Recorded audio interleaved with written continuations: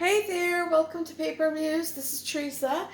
Coming today to talk to you about koi watercolor palette. This is, I guess you would consider a beginner's palette, but then technically, I mean, in art terms, I guess you would consider that. But to me, this is not. A beginner's palette is, the cheap kind that you buy at Michael's for like $5, or the kind that you buy at the dollar store. That's beginners. This is, I think, perhaps maybe we should say then beginner art grade.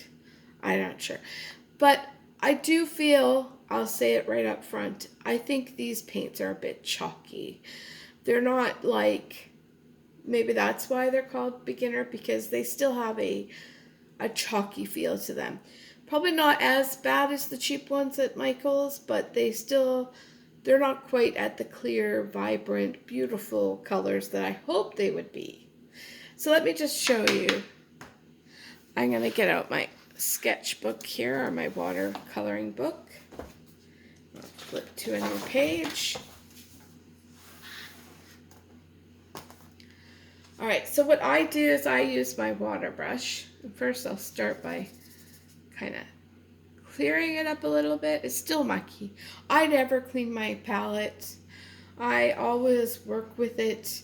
I love how colors change with whatever was down there to start with, so I don't worry about it too much. As you can see, this has been quite a used tool for me, an art supply. I love it. So when it goes on, I find that it goes on pretty nice. It's when it dries that I feel like it's a little bit chalky. It's still a lovely little set, and I like how it's small, so you can put it in your purse, and with a water brush, you've got everything you need.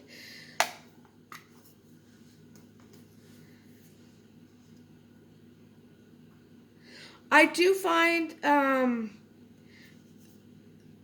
that the colors are a little bit lacking, because I feel like that's so I don't know, maybe I'm just weird, but like these colors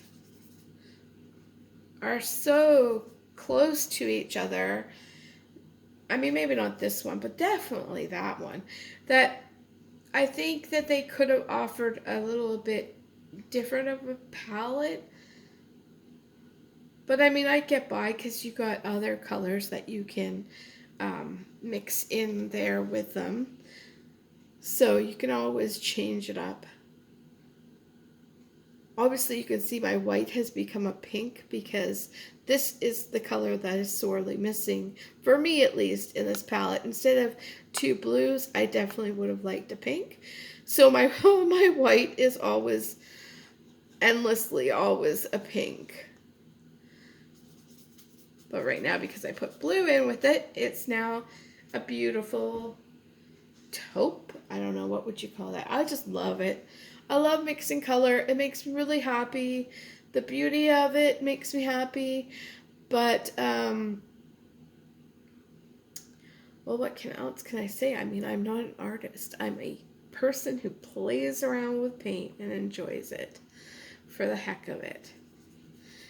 So let me just show you. Okay, so this is on watercolor, and honestly, this watercolor paper I meant, and it's just beautiful. It does this paint justice.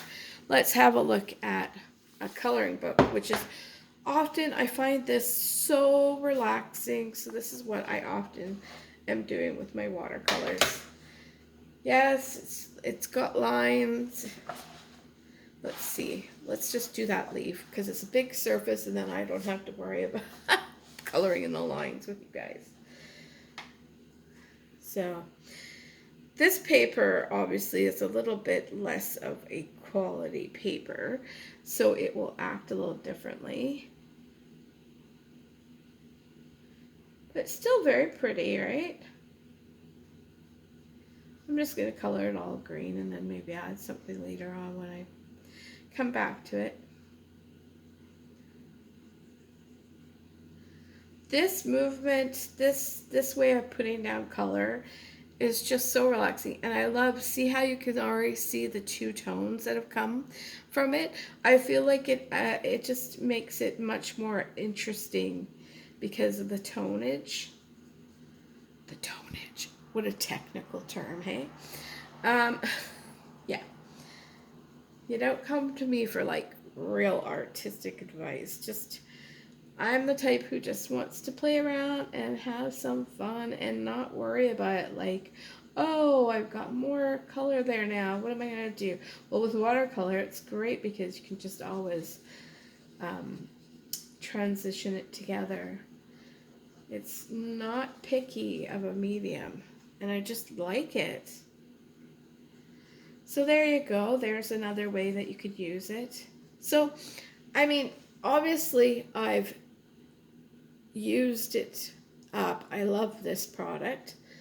But I do, oh, sometimes I look at the Winston. I'm not sure the full name, but I've looked at other ones that have like much more brilliant, clean looks after it's dried, and I kind of like, ooh, but for the price point, this has done me really well.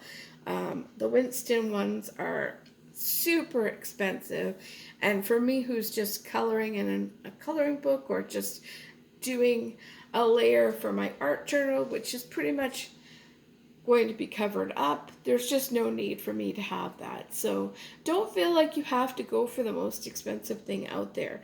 You can use whatever you have available to you in your budget range.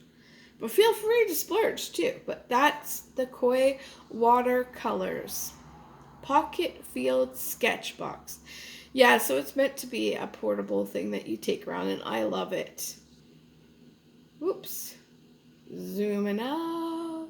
All right, have a great day. Get painting, get crafty, and enjoy it. See you later.